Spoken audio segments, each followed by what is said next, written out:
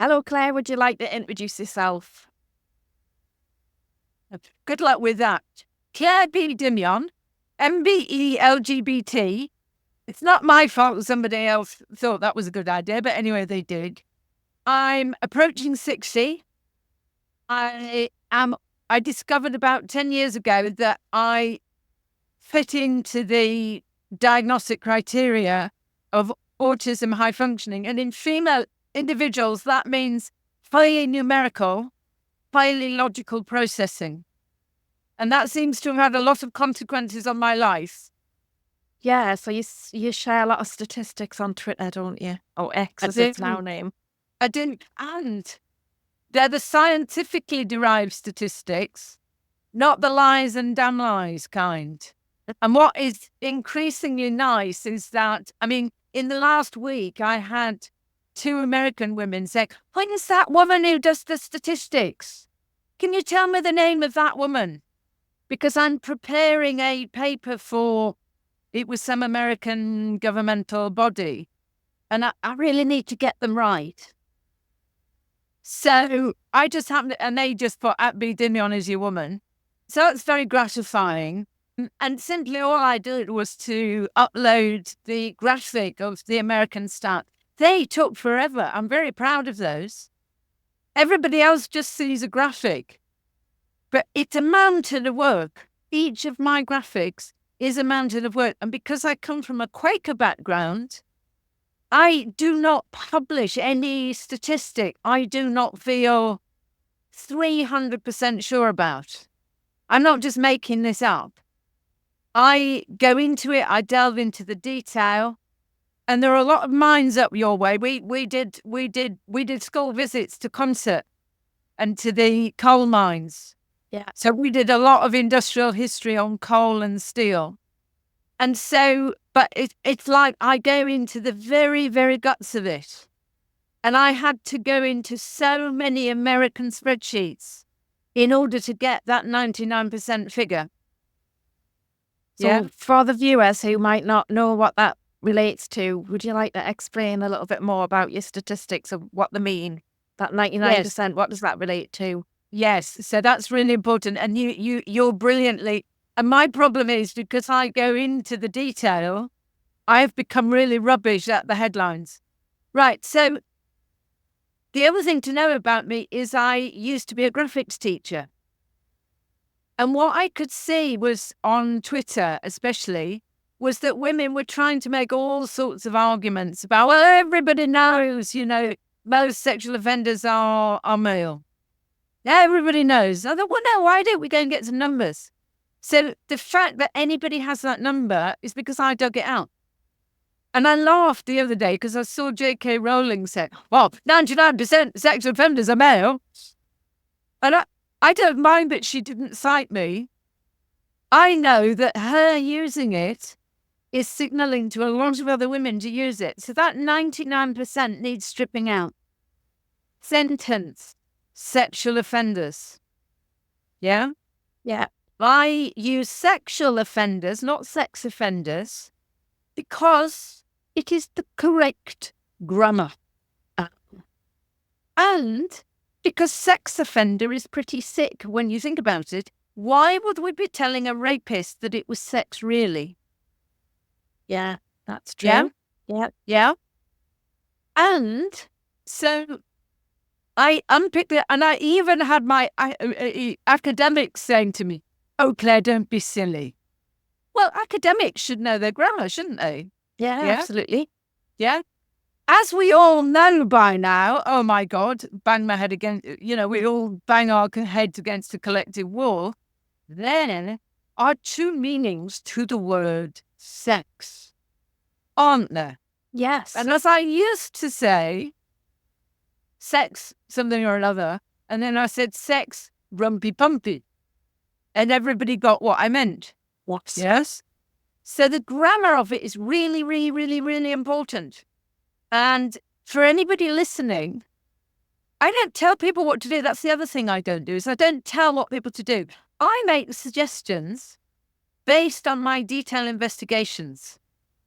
But I am here to tell you, if every feminist tomorrow stopped using sex offender, we would move the debate on by 10 years. Yes? Yep. Yeah? We need to, and I saw it, I see these things intuitively. And it was when the Stanford rapist was released. Now, the whole basis of that case was the rapist said, yeah, I had sex with her. And she said, no, it wasn't sex, it was rape. The whole basis of a rape case was an act. It is seldom, was it this chap or wasn't it this chap? It is usually about the narrative in which that act is framed. That is the whole point. And it is whether the court agrees with the woman's narrative or the man's, basically. Yeah? With an act that leaves no objective evidence. Actually, because how do you evidence what's in people's heads? Yeah, that's really difficult, isn't it? Yes. So we need to be really clear about language. The other thing that's really difficult is the word rape, which used to trigger me. Yes? And again, as I said to an academic this morning, I have now had to use it so many times, it no longer triggers me. Right. Now, that's actually classic desensitization of, it is a classic psychological treatment for post-traumatic stress. And nobody gave me any LSD or cannabis for the process. So, yes, there are a few traumatic consequences of the work I do, which somebody has been very supportive in understanding their way around in order for us to produce this at tremendous cost. So 99%. So basically what I did is I went into the government figures, not just the PDF reports, because that's about how a usually male civil servant constructs a report. Yeah. Yeah. The PDF report is only a skim of the zillions of things that could be said from the Excel spreadsheets. Now, a consequence of me doing Me Too was I learned to do Excel spreadsheets. In fact, I'm much happier doing Excel spreadsheets and numbers than I am with people because they make sense. Spreadsheets. Yeah, I love a good spreadsheet. And I had lunch with a civil servant the other day. Hilarious. Because I said, oh, it's such a relief. I've just sent my academic paper. Well, spreadsheet, it's killing me. My computer is going to explode. My brain is going to explode. And she said, oh, yes, even with 4 spreadsheets, I feel like I'm going blind. Well, I got home and I counted 12 spreadsheets open on this particular occasion. If you looked at my folder structure, you would cry. You would just cry. In fact, when I look at my folder structure, I cry. And that's all about keeping track. And the other thing that I've got is I've got a conveyor belt because new stats are being produced all the time. So the other thing I have to do is to keep up to date. Of course. So annually, I am renewing those stats. Yeah. So you've got another stat as well that goes alongside that, haven't you? Yeah. So as well as the 99% of sentenced sexual offenders are male, and I'm going to unpick that while we're about it, if I may. 50% are for at least one offence of rape. Yes? Okay. And we know what that means anatomically. Yes. And very often women get carried away and there's well, by the patriarchal madness, male judges have come up with a way in which female people can be responsible for rape. No. Well, I'm going to give you an extreme example. Okay. Yeah. Let's imagine a young man with special educational needs. Yes? And let's add to that a highly manipulative woman who says, I think she fancies you, but in her head, she wants to effect rape on that woman. Yes? Yeah. So in that circumstances, if it could be proven, if all of those linkages could be proven, a woman can be convicted. She can't commit the rape. Right. But she can be convicted of the rape. And of course, nobody in their right mind would convict, let's say, a 17-year-old lad with severe learning difficulties who had been manipulated by that woman. But the other woman had still been raped, or man or boy or whoever. So these are the details, but it's only a patriarchal system that could come up with that. Yeah, number one. Number two, it has never exceeded 20 in any annual take. 20. 20 of what? Sorry. 20 prisoners convicted of rape.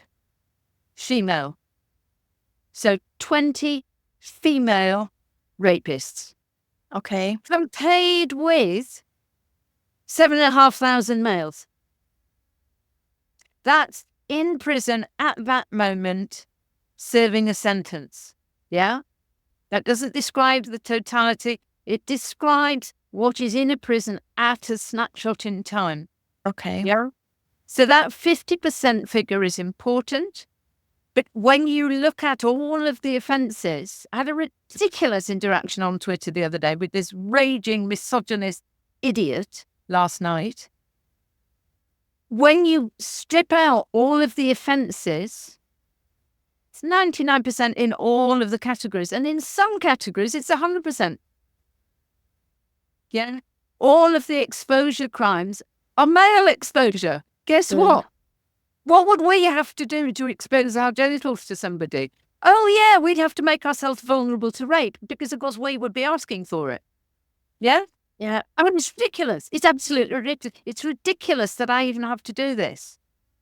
But here I am because I know, I mean, the Quaker thing we grow up with, the truth is more holy than a book to me. The truth. We are the religious society of the Friends of Truth.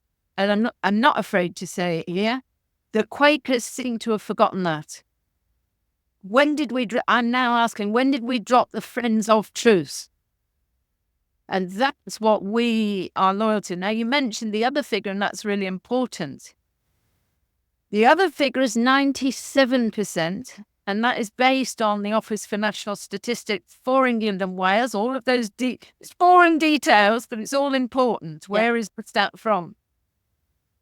And as far as I can calculate it to date, 97% of those raped at least once since 16 were female.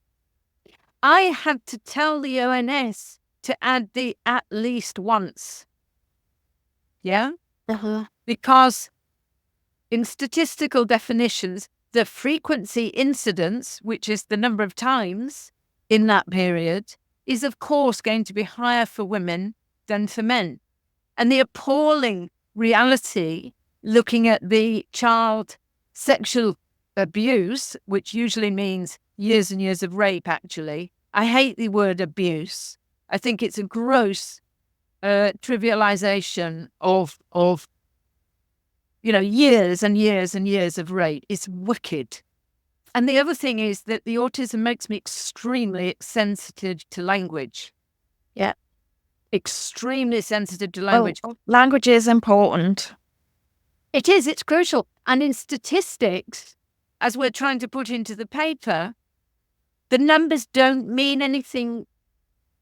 The numbers are defined by the precision of the language you're using.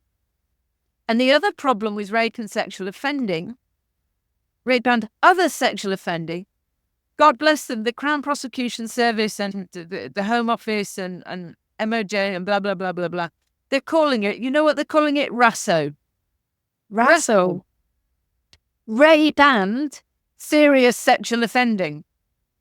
Well, I joked with the deputy to the Office for National Statistics. I said to him, I sent them an FOI. He said, what was the FOI? He said, I said, please give us the definition of rape and serious sexual offending.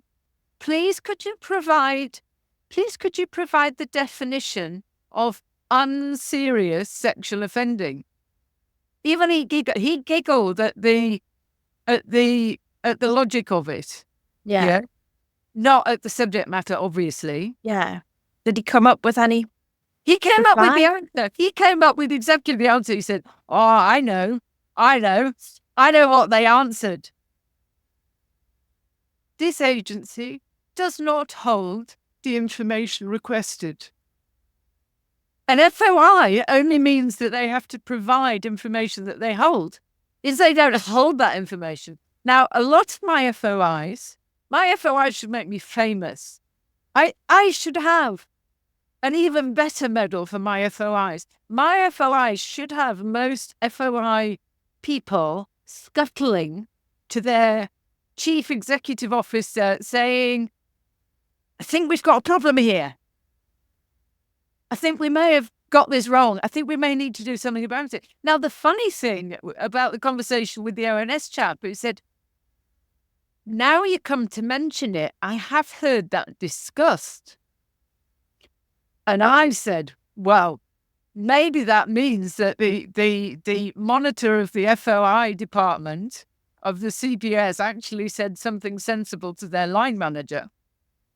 It is possible that my FOIs are stimulating some thinking behind the scenes. And the other thing I'm going to take full credit for is, oh my God, years of patient emails to the ONS saying cheerily, like it's a school teacher, "Do you know, I think you're hiding your light under a bushel. Oh, you've got these lovely population stats, and they go all the way back to 1838. These are probably the most historically significant statistics in the world. And do you know, they're a bit buried at the moment. Do you know what? I think I'd put them up a bit higher." Yeah, in the website. Oh my God. This year, I thought, am I seriously going to go into my file structure of World War I proportions and find the 6 links to the population data again? Or shall I just Google it and try and find it in the completely abstruse collection of the ONS? And guess what happened? I put 1838 population data in England and Wales, and Google already put it in my face. And I thought, flipping. As my metaphor for the other word that we say, that not so polite. And I thought, oh my God, they've done it.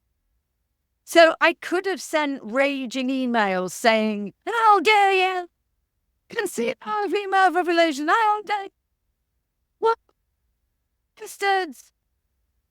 Well, eaten up by the transgender, blah, blah, blah." We could have a rage and rage and rage. But my MBE is basically for being polite and saying thank you. Usually for the suggestions I gave them in the first place. Okay.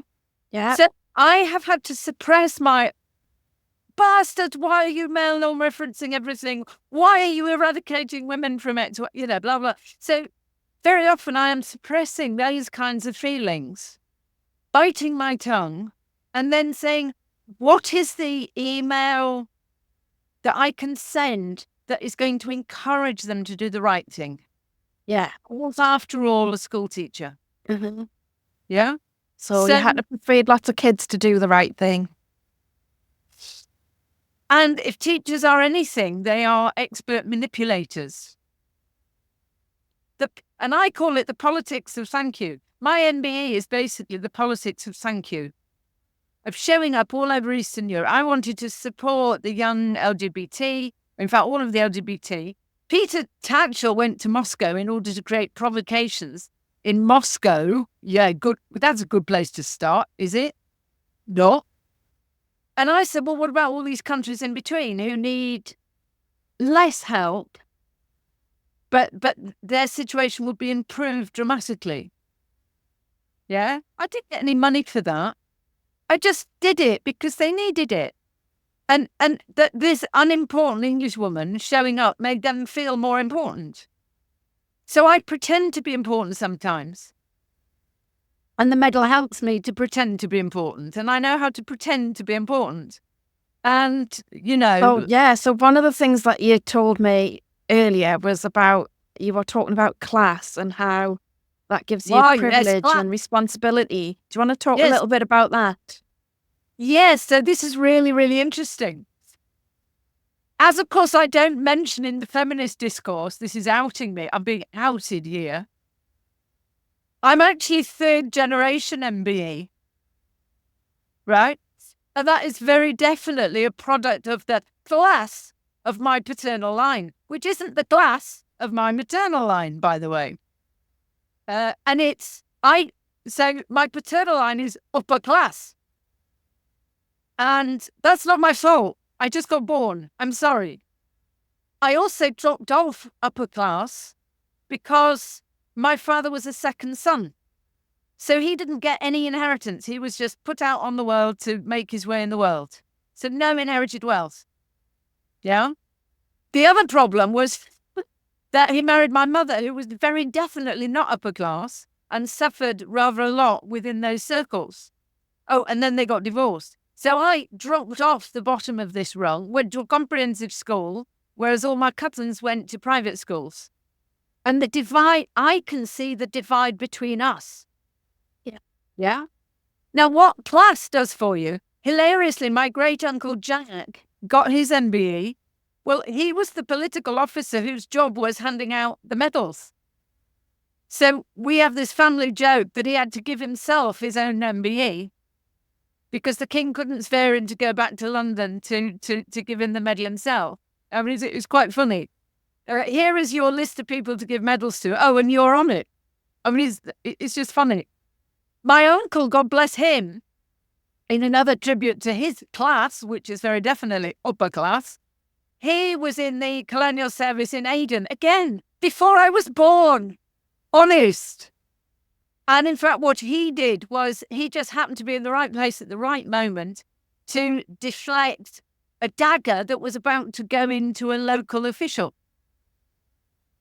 So it was a moderately brave thing to do, So anyway, and he also in our paternal family take on class is that we're very, very, very embarrassed about honours.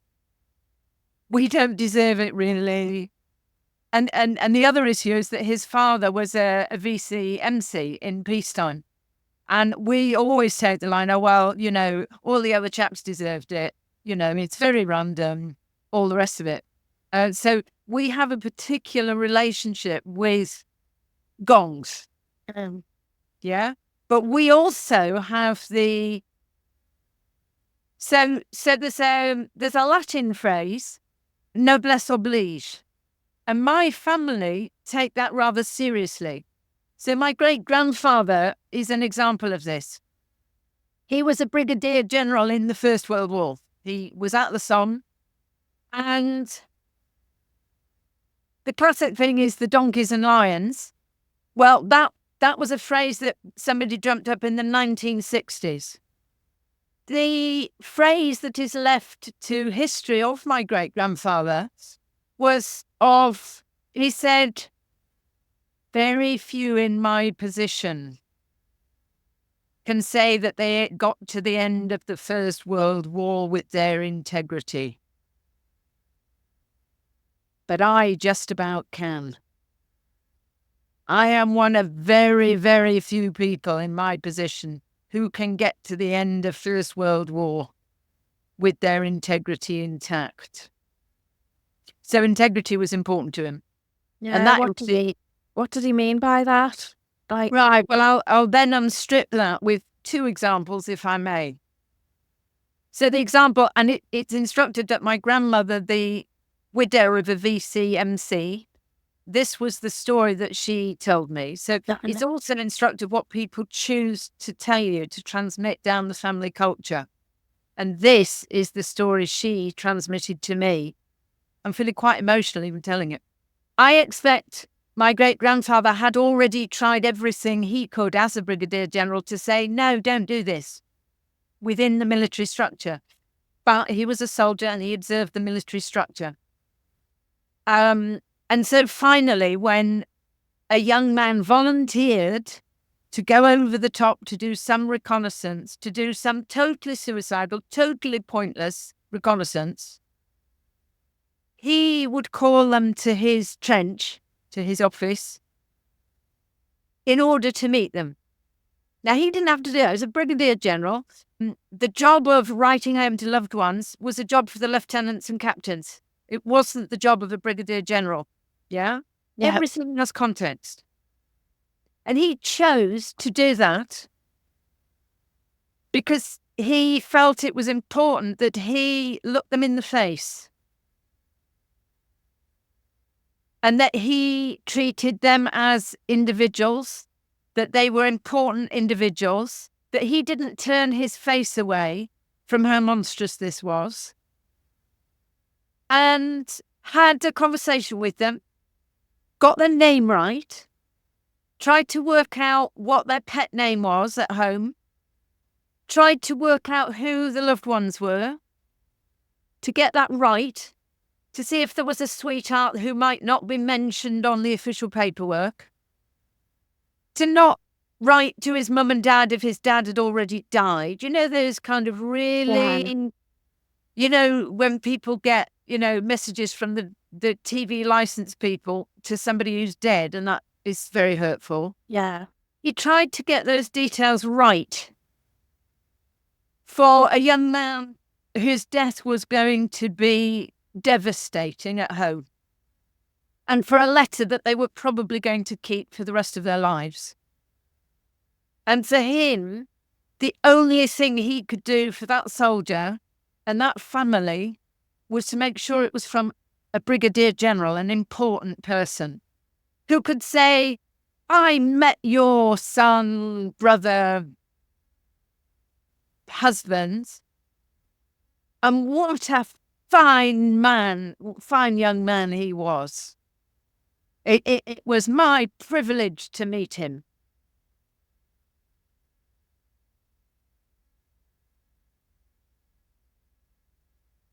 And I'm sorry, I'm very emotional. Okay. And I get the impression that what he did was to tell that young man, this is an astonishing thing you're doing for your country. This will make all the difference to the war effort. So that even though he was going to be killed, he could be killed feeling something important was happening, even though it was a total lie. And the photographs of my great-grandfather after the war, and he survived until the middle of the Second War, the photos of him look like he carried the faces of each of those young men to his grave. So noblesse oblige, the Latin phrase means nobility obliges. Yeah. Privilege carries responsibility. And the other story about that is in the Great Depression in the 1930s. I've got the physical letters, the hard evidence of him writing to my great aunt, pleading with her to study hard to get the bursary for the school, pleading with her to study hard because he was short of cash. And what was happening was that people were returning to the estate because they had no work in the cities. Yeah? They had no dole, they had no work. And so, number one, he was having to find the money, but number two, he was also having to rack his brains in order to think of work, real work, not pretend work, to give these people dignity in their work, and for them not to feel it was the act of charity it probably was. Yes? Yeah. So a lot is said about upper class and the class structure, and it's codified in the military. Officers are middle class, and so, the troops are working class. That's what the structure is. Yeah. And wherever you are in the structure, you do what you're told. Yeah. So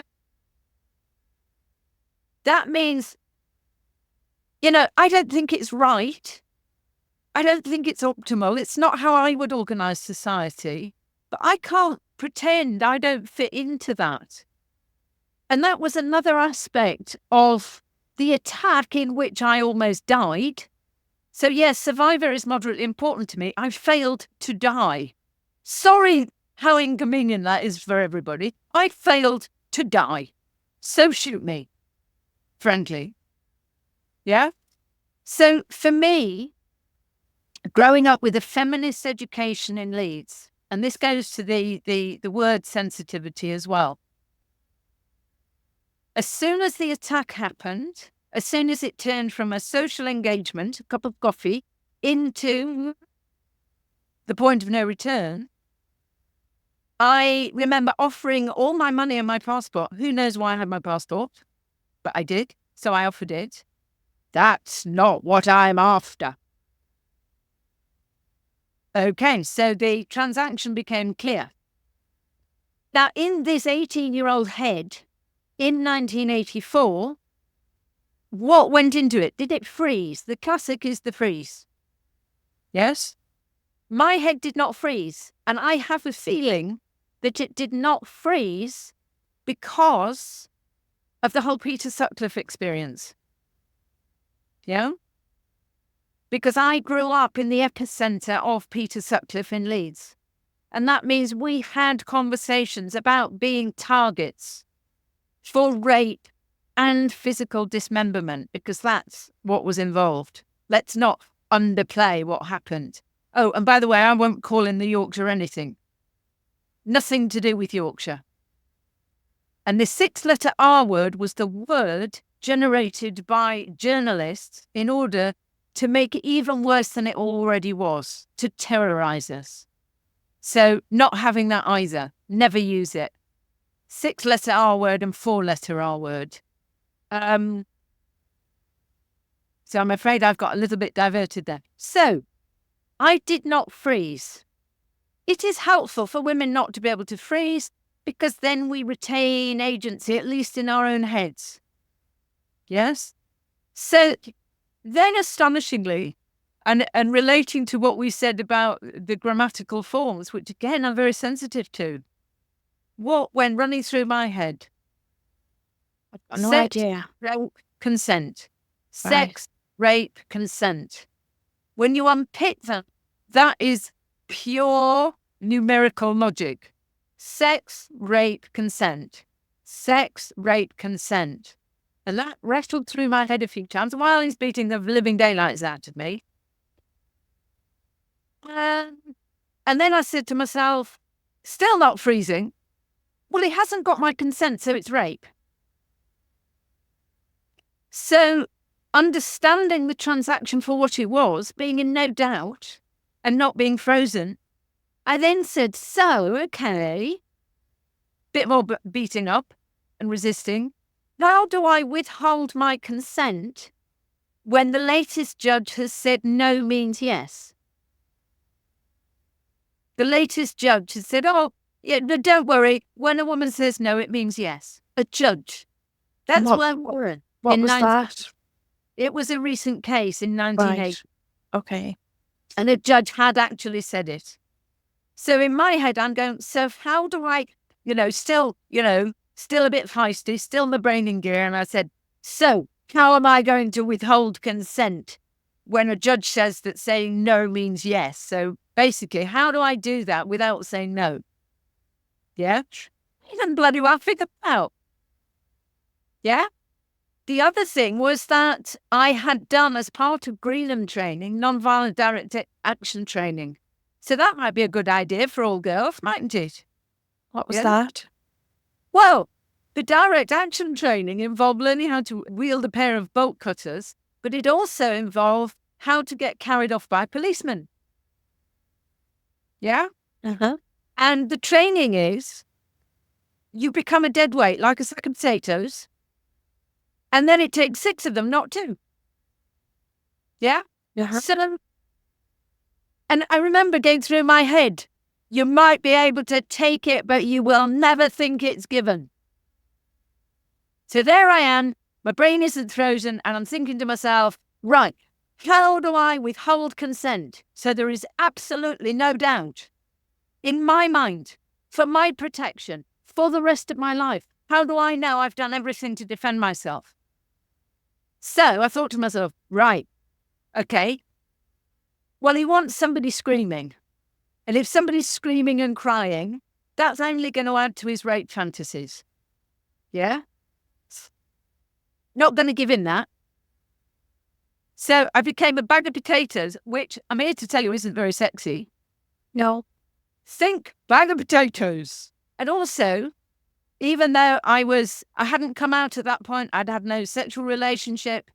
And the other thing I analysed was, well, basically, sexual act is biological resistance. Yeah? So it's a bit like Tai Chi. If you don't offer resistance, then they don't get anything out of it either. So, bag of spuds. Think bag of spuds.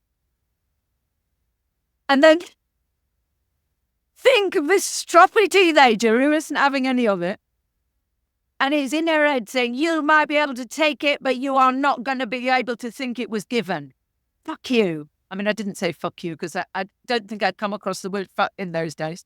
But anyway, but in my head was, you might be able to take it, boyo, but you are not going to think it was given. That means I kept agency in my own head. Yes? And what I was doing was thinking of the aftermath and protecting my psychological space. Yeah? I didn't expect it to work. However, it did. Okay. Yeah? Because it turns out, behaving like a sack of potatoes and saying in the dullest monotone, I don't want this to happen. I don't want this to happen. I don't want this to happen. I don't want this to happen. And that's what I did. And at a certain point, after what the police assure me was beyond the point of legal definition, 32 years later, not 5 minutes after, thanks, feminist ideologues, basically, in a very shocking way, he suddenly stopped and burst into tears. Oh, that's unexpected then. Bit unexpected then. But, as we can say politely, and as my GP pointed out, there are two physiological reactions that are quite hard to fake. And that is a chap sobbing uncontrollably, and the other one, the other physiological reaction of a boy, a male genitalia. Yes? That's what I thought you meant, but that was a duet. Basically, he lost the physiological reaction that meant that he could proceed. Did I intend that? No, I bloody didn't. In my head, I was going, this is going to happen. This is going to happen to the end point. This is appalling. And I am just trying to keep my head in here somehow. Yeah. In fact, even had it proceeded to the end point, which I'm very happy it didn't, but I didn't understand that. Remember, I am the daughter of a GP, which is also rather important. My mother was not backwards and coming forwards about my sex education. In fact, she was giving me far too much sex education, when in fact I was a lesbian in the days when that wasn't very usual. Yeah. And now I was being overexposed to sex education. Yeah. And it took me 32 years and reporting it to the police, detail that's too boring for the feminist hierarchy, obviously, for us to unpick, because you do have to go through each and every action. And I panicked that at some stage the police would say, well, actually, it wasn't rape. How would I cope after 32 years? But rape is very specific, and it's the entry point. It's not the end point. And I think that the law actually does need amending to clarify the 4 stages. Okay. Yes. What are the 4 stages? Well, I'm going to try and say that in as unanatomical form as possible. Okay. Yes. So rape is an act. And the other thing I object to is gets raped. Nobody gets raped. Rape is the action of a man. Rape is not the action of the person being raped. It just isn't. So to turn that into a reflexive verb is obscene. As far as I'm concerned, that gets raped construction is disgusting. And it takes responsibility away from the man, and it implies the person being raped has some kind of agency in it. It's awful. Yeah. So back to the anatomy of it. As I didn't understand, rape is said to occur upon entry into the generalized area. Okay. Yes. Then there is entry into the vagina itself. Stage 3 is, shall we say, the physical activity, which is a prelude to number 4, which is the injection of bodily fluid. Okay. Yes? And I think that what happens is, and the other problem is, even 32 years later, even 2 professional women, me and the police officer, even the daughter of a GP, we were struggling with anatomical names for the relevant bits and pieces.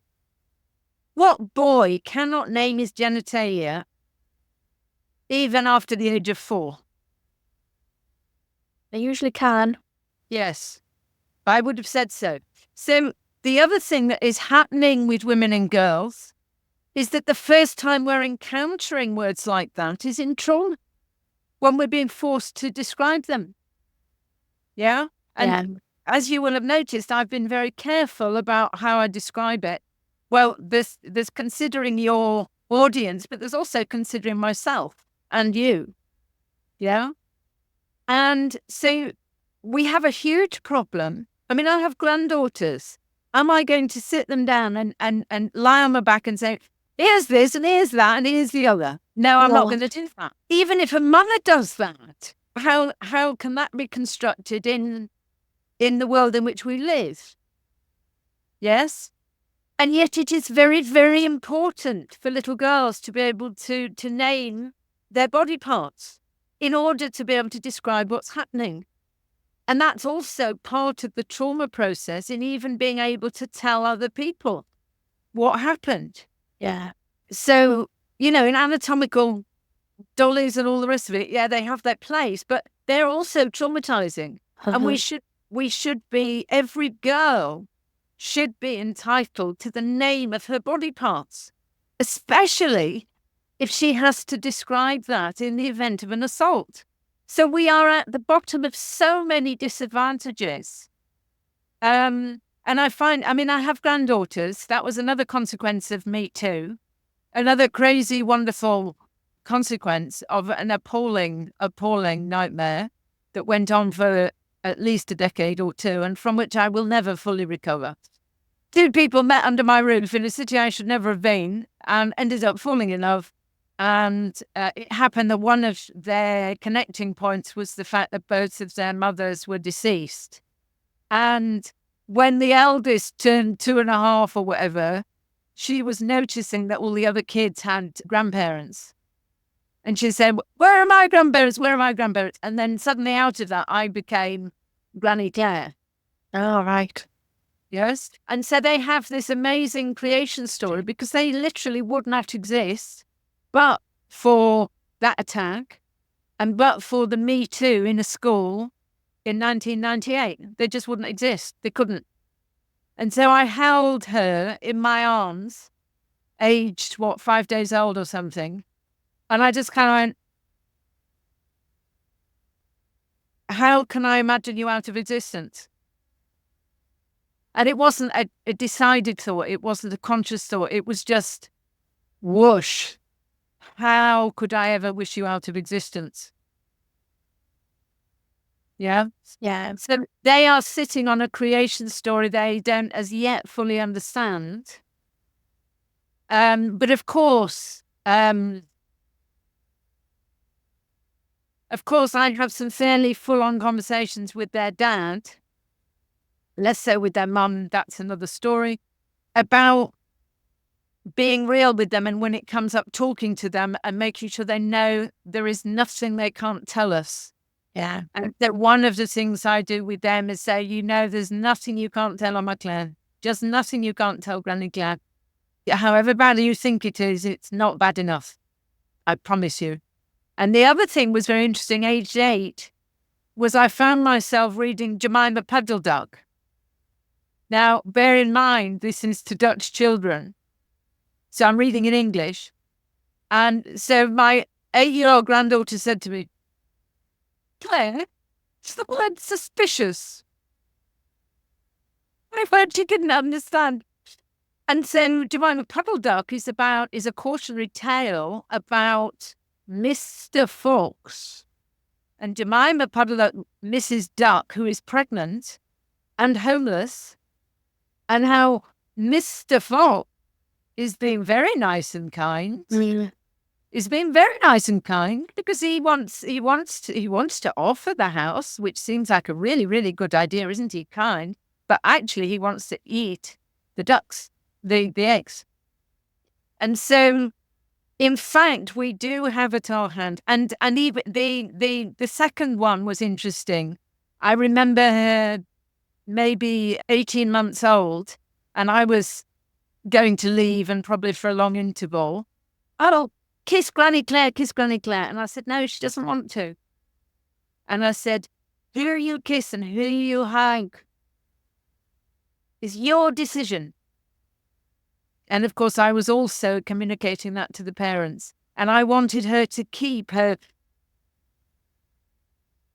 because that instinct can be the difference between her getting out of trouble and her not getting out of trouble. Absolutely. And that's where we're going wrong with young people now, isn't it? I'm seeing young women out of that response. You need to be polite. Yeah. And the whole business of, no, it's perfectly reasonable to trans women no space in female spaces where their genitals are hanging out, which can't help seeing, which are traumatic triggers in their own right. Yeah. Someone on Twitter told me that if a little girl saw a penis in her changing room, that she was a pervert and she shouldn't be looking online this week. Look, it's so upside down and inside out and gaslighting. I know. I remember when my stepfather came along, before then, we hadn't had locks on the doors. And me and my sister managed to rush in on him while he was having a bath. And I remember the bolt on the door went on almost instantly. And my stepfather was always very, very correct in knocking on our bedroom doors and being completely appropriate about that boundary. It's a boundary, get over it. Well, yes, but yes, exactly. It's exactly, this is a boundary. This is a boundary of the universe. This is not appropriate. And honestly, what God was thinking when he did this design, I don't believe in an upstairs God and all of that. But honestly, if you could have designed the female sex to be vulnerable, this would have been the way to do it. The intrinsic, and again, it's an idiot like me. Not all of the sports academics, not all of these people with platforms. It's Muggins here who says, well, and that was another insight of the assault that I was subjected to. In fact, I was held aloft by a scarf. Yes.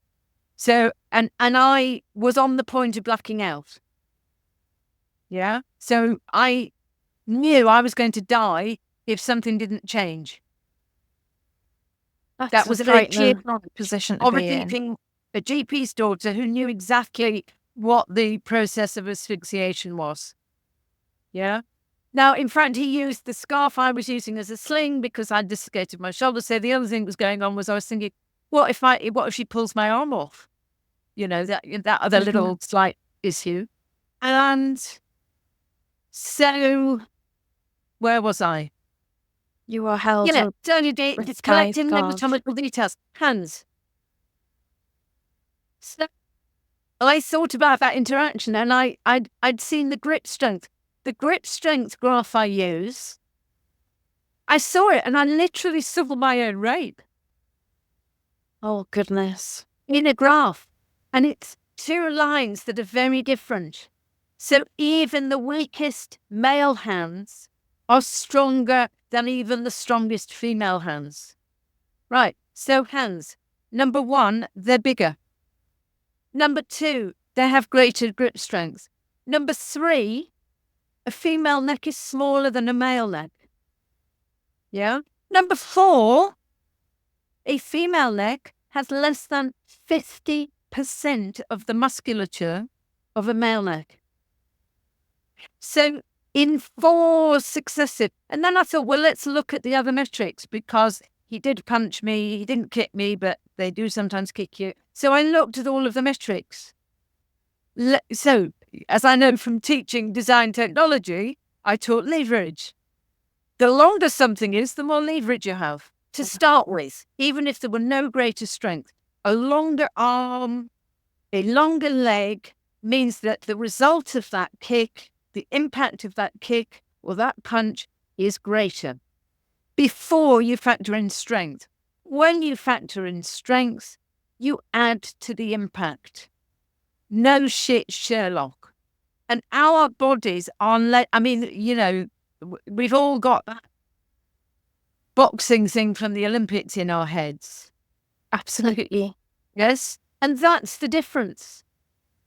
That is the difference. But we all, and that was another thing. I mean, I met Linda Bellos. That was a huge honor of my life because when I was a baby dykeling in the 1980s, there was Martina who impacted on my work, and there was Linda Bellos. Who's Linda Bellos? Linda Bellos? Yeah, who is she? Greater London Council. Right. And she's out lesbian, and she's half African and half Jewish. Right. And her parents got together, and the Jewish family disowned her, and I don't think the African family did. And so she doesn't come from all the Afro-Caribbean stuff. She comes with this astonishingly different take. And of course, I learned Hebrew at school by random accident. I'm not Jewish. So I was relating to her at all sorts of levels. And amazingly, I got to stay with her. And the whole time I was pricking myself to see if it was real. Anyway, she said, Claire, this is interesting. What you're doing is fantastic because policymakers and men react to numbers. What she then said was more interesting. She said, women have been tallying this all their lives. Yeah? So as soon as a little girl starts hearing the news, taking in newspapers, and what I'm longing to find, if any of your audience are cartoonists, I need cartoonists because I've got great ideas, but I've got a rubbish hand. So if there are any cartoonists out there, we need you because I need these cartoons doing. And what I want is a cartoon of a woman watching the latest news report, and in her head, tallies with, you do 1, 2, 3, 4, 5, Yeah. 1, 2, 3, 4, 5, and in her mind's eye. So women say, oh, it's our instinct. Oh, we know. Well, that's not evidence. However, if we reconstruct that and say, no, it is evidence. It is our running database in our brains of every single news report that we have heard since we understood that we were female and were sexual targets for every passing male, and that includes boys. I came across a woman the other day, and the boys at a primary school had tried to force a kiss on a little girl, which shouldn't have been happening in the first place, regardless of consent. and then got a little matey to pin her to the ground. And the school were not reacting to that. That's shocking. Yeah? And she was saying, I did that myself, blah, blah, blah, blah. And I was saying, stop being beside yourself and get yourself to the head teacher now and demand to know what they're doing about it. And if you need help, because I've been a school teacher, and it's like it is being normalised at every single stage. And there isn't an excuse the criminal justice system cannot come up with for rape not being rape. And a tweet that a woman puts up justifies a sentence of 2.5 years, was it? Yeah. Yep. That she took down, that she was very sorry for, justifies a custodial sentence. A policeman pushes his wife downstairs and breaks her back. Deserves less. It is insane. So we don't just need a woman's sentencing council. We need a sentencing council that puts every single sentencing decision through a sex lens. Because this is insane. And because I do the prison population stats, I can see very clearly that not only is it different in numbers, it's different qualitatively as well. The offending is completely different. What I know is that if Keir Starmer could be bothered with the law, he would be applying early releases to the female prison estate. And you know what? I bet on a hunch 4 female prisons would become empty. Instead, we are rewarding men for the criminal misbehaviour of the male population and our failure to build enough prison places.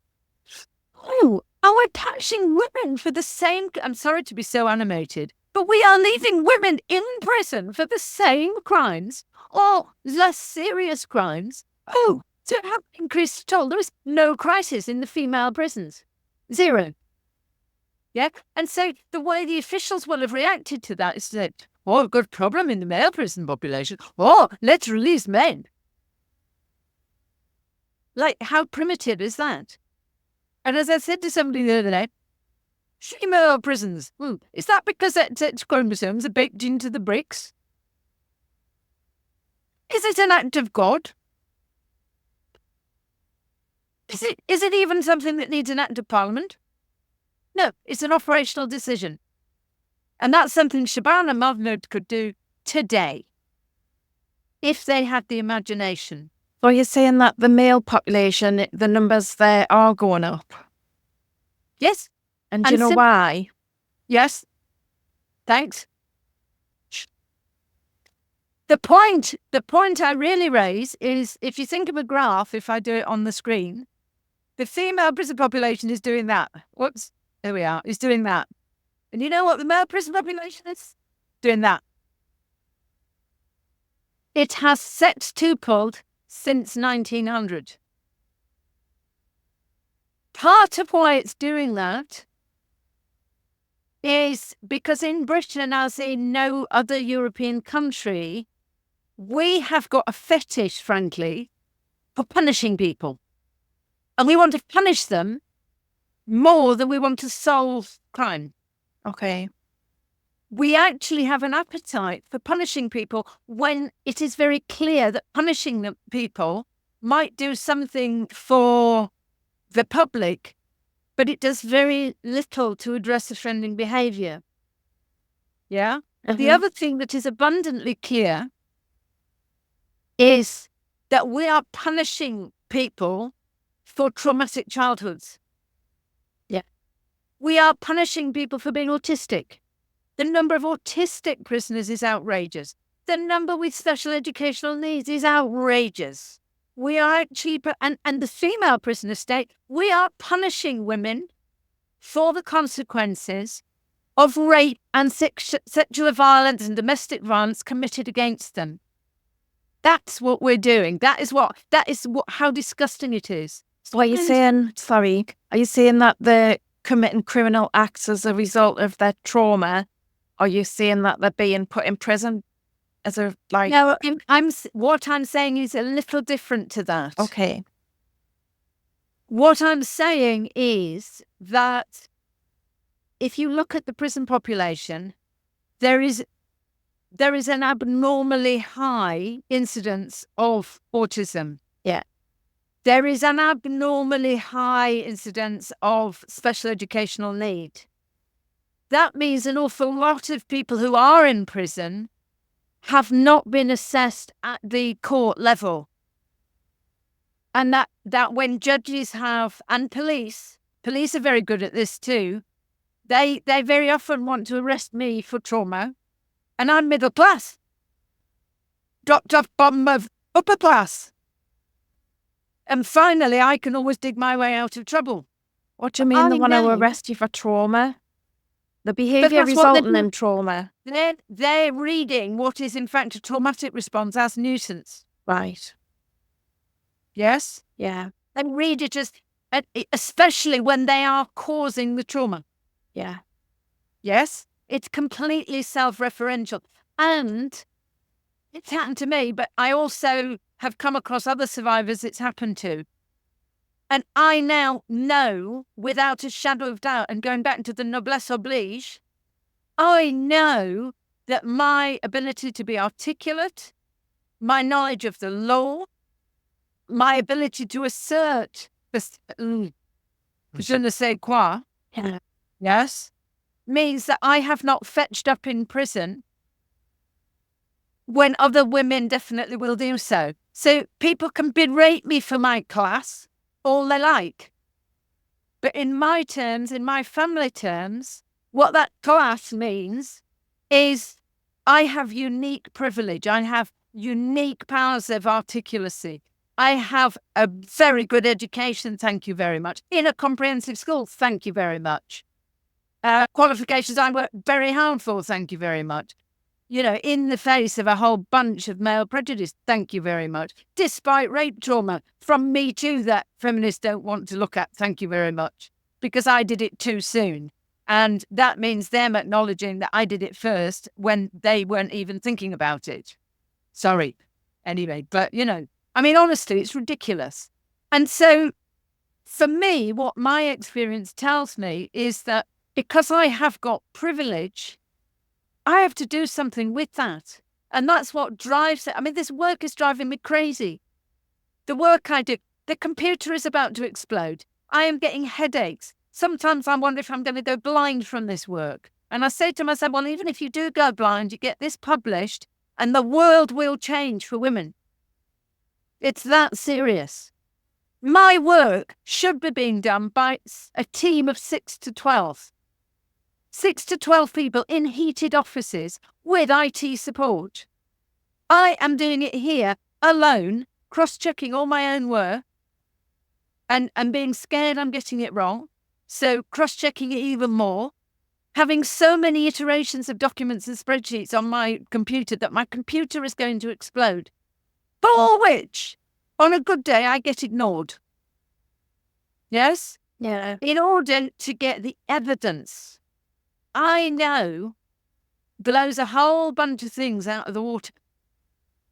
Yeah? And I do that because noblesse oblige. I have privileges that a whole bunch of other people do not have. And therefore it is my solemn bounden duty to do something about that. Plus which, I did go to prison. You'd think that would be quite trendy in gender-critical feminist circles, wouldn't you? I went to prison in 1984 to 87 for doing criminal damage at Greenham Common. Right. Yeah? So, female prisoners are real people to me. You know, they're people I spent 24/7 with.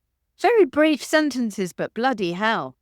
Did my eyes open. And the hilarious thing was the first night, and I'm slightly trembling with all the stereotypes of prisons, which are not true of female prisons and only half true of male prisons. Yeah? Oh my God, prison cell block H, nothing like it. Nothing like it. No, this huge woman came up to me, very working class, almost no education, and there we both were in dressing gowns that didn't really deserve the term, with no tie to hold them, so you had to hold them yourself. And the only thing that marked me out was my glasses. And she came up to me and she enveloped me in a huge hug. And she said, "Don't you worry. Don't you worry. I'll look after you. We love you, Greenham women. You don't have to be here. But you are, and we love you for it." And so I came across a lot of women in there, and they don't leave me, as it turns out. And the whole of this work started was because I thought about them. And I thought about their vulnerability. And there was a woman who was a murderess. She was tiny. She was absolutely tiny, nothing to be frightened of. And clearly she was the classic Sally Challen, where you've overwhelmed anybody. Not in a female prison, never mind a man. So she had clearly had to get clever enough to kill her husband after monstrous, monstrous abuse. And that was 30 years ago, so she didn't have the Sally Challen defense. Yeah. And, so, I mean, it just ridiculous.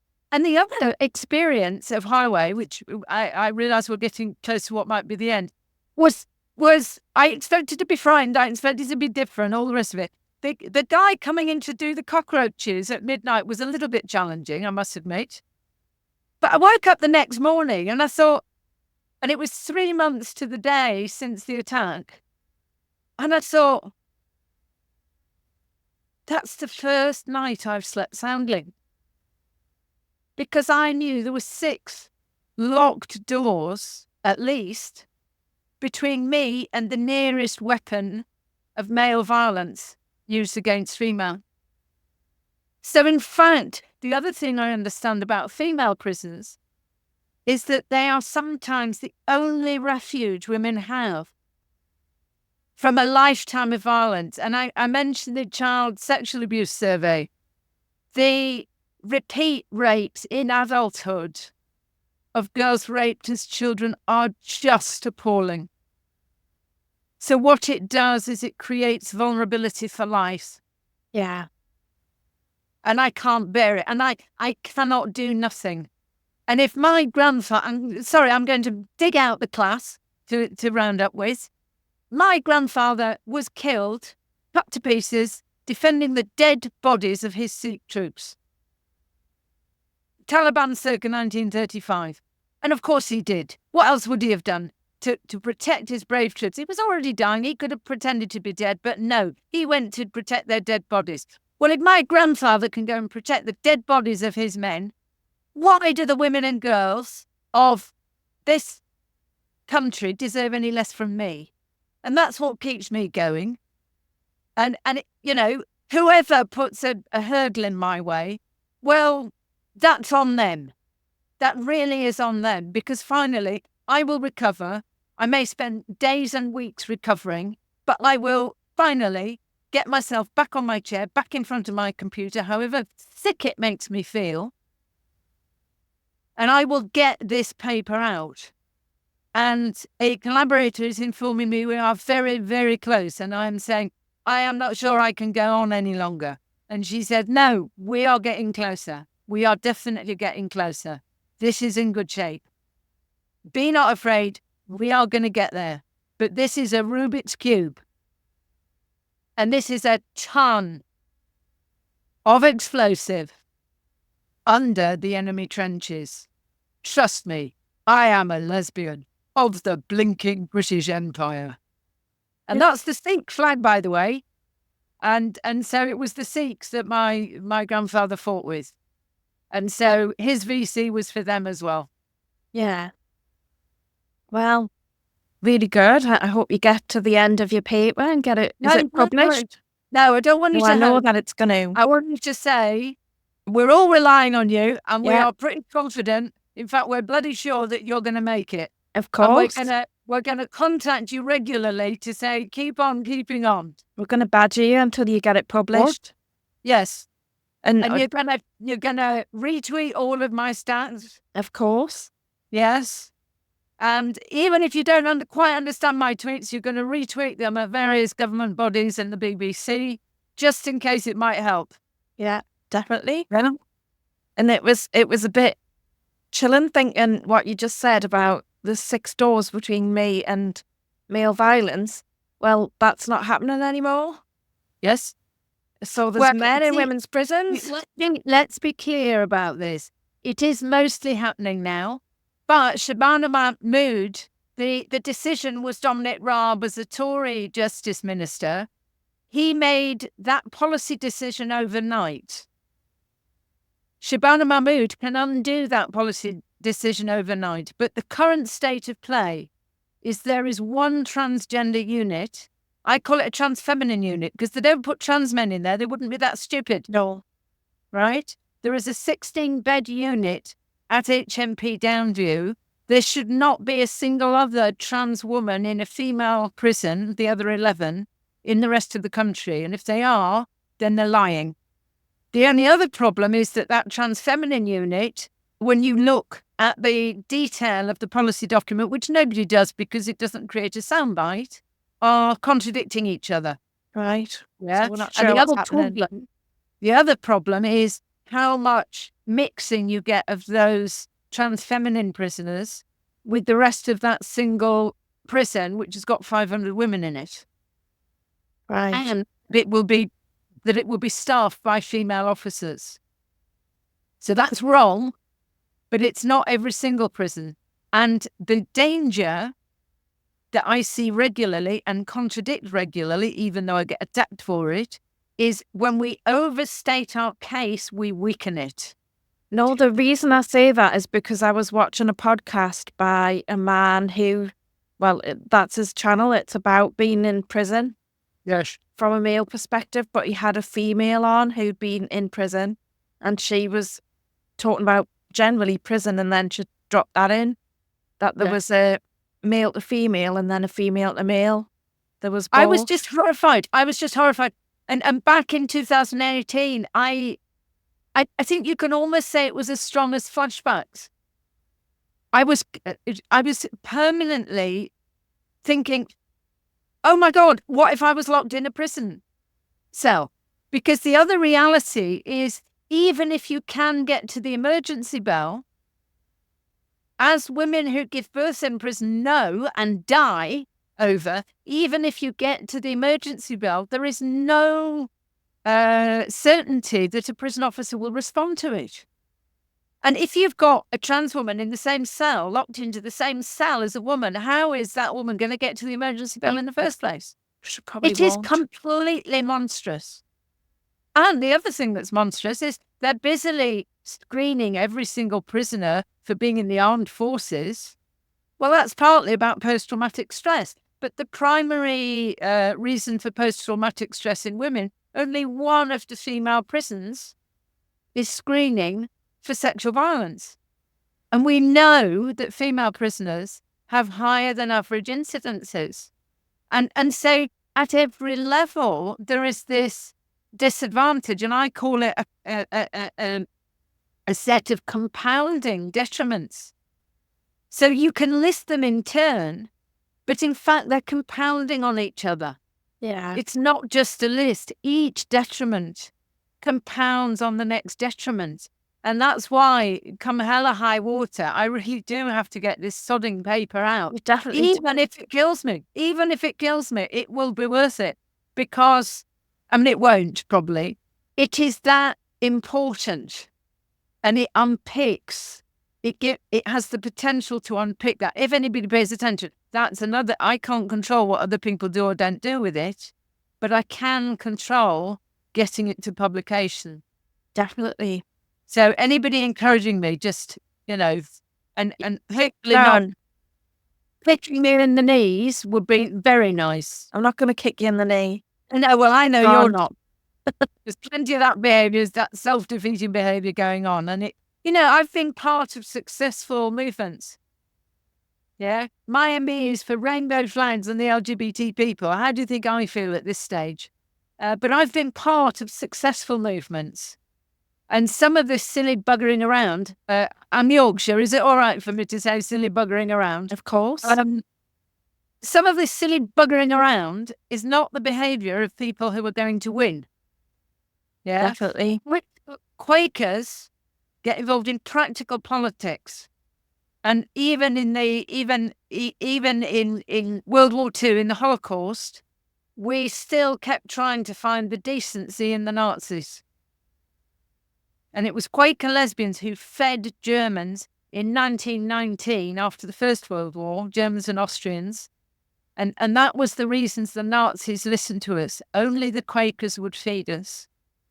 Yeah? So we come together on what we can come together. And we politely leave the bits that we can't come together on. And that is what politics is. And if we're too busy condemning somebody for one tweet they sent about 10 years ago, oh, for goodness sake. Well, that's society in general, isn't it?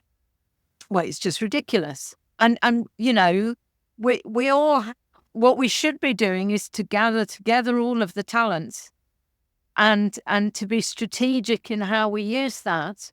But I just end up feeling it's turned into a sort of mini celebrity culture. And it can't work. And at its worst, the problem is that we may be reinforcing the very thing we want to be against. What we should all be doing is saying, oh, I'm bored of this. I want to do something more interesting.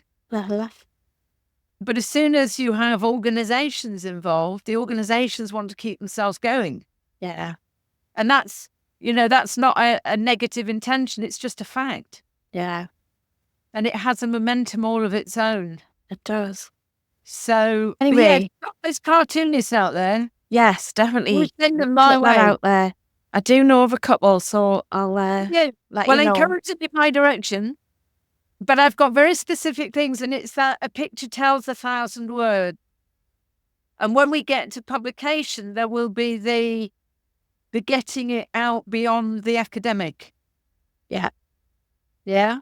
Yeah. And you need to make a visual. 1,000 words at that point will be really important to embedding that stuff. Well, Claire, it was lovely to have you on my podcast. Thank you so much for joining me. I'm going to end it there. Is that okay? As long as we're all right on class. Yes, we are. Class. Go. It's class. Class. Right. I've stopped.